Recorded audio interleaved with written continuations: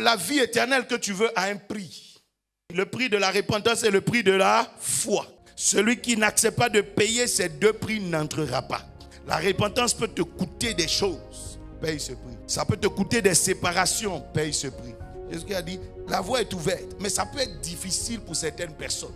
Ceux qui estiment qu'ils sont trop riches. Ceux qui estiment qu'ils ont trop de choses à perdre. Voilà ce qu'on appelle le riche. Qui pense qu'il a trop de choses à perdre. Le monde dans lequel nous sommes aujourd'hui est un monde qui est tellement à la quête de bénédiction parce que tout est matériel.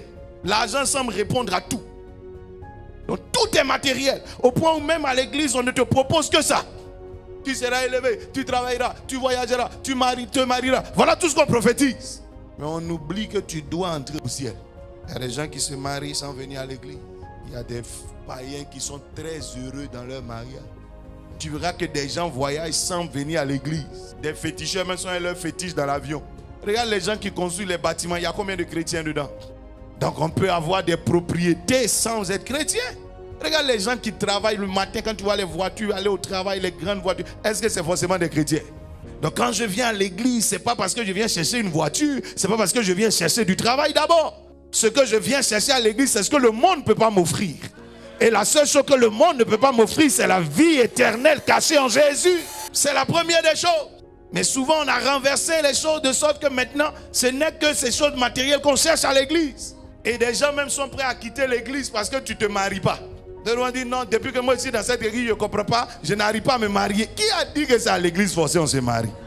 D'autres sont prêts à se refroidir leur foi, refroidir leur zèle, refroidir leur amour pour l'œuvre de Dieu simplement parce que tu n'as pas trouvé de travail. Qui a dit qu'ici c'est une entreprise? Le but de ta foi, c'est pas trouver du travail. Le but de ta foi, c'est un jour te retrouver au ciel. Le but de ta foi, c'est un jour avoir la vie éternelle. J'ai vu des gens mourir sur le chemin du travail. J'ai vu des gens aller se marier, mourir sur le chemin de la mairie. J'ai vu des gens mariés mourir. J'ai vu des gens prospères mourir. L'argent ne garantit pas la vie éternelle, camarade. Ce que tu cherches à l'église, c'est ce que le maire ne peut pas te donner. C'est ce que l'entreprise ne peut pas te donner. C'est ce que l'argent ne peut pas te donner. C'est ce que le monde ne peut pas te donner. C'est ce que les voyages ne peuvent pas te donner. C'est ce que le visa ne peut pas te donner. C'est ce que le médecin ne peut pas te donner. C'est la vie éternelle cachée en Jésus. Il n'y a pas de comparaison entre ton salut et ton travail. Il n'y a pas de comparaison entre ton salut et le mariage. Il y a des gens même qui ont carrément changé de foi parce que tu as rencontré un monsieur qui ne croit plus en Jésus, croit pas en Jésus. Tu es sorti de la foi. Quel scandale! Et pour ça on ne te voit plus à l'église.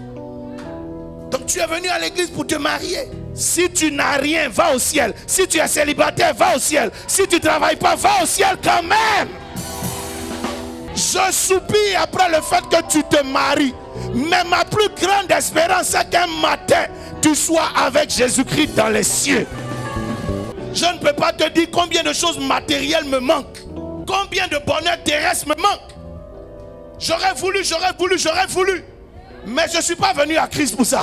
Ce qui m'intéresse le plus, c'est qu'un matin, mon âme se retrouve dans les cieux. Le jeune homme riche, pour des choses matérielles, comme une maison, une entreprise, des biens, a perdu la vie éternelle. Mais aujourd'hui, il est mort. Et les biens auxquels il s'est accroché ne sont plus à lui. Ton mari auquel tu t'es accroché, demain tu ne seras pas là. D'ailleurs, même matin, il va te chasser. Mais c'est à cause de ce mari-là que tu as perdu la foi. Gagne ton salut. Et que le reste vienne. Il arrive des fois où l'argent se retourne contre toi. C'est pas grave. Christ ne doit jamais se retourner contre toi.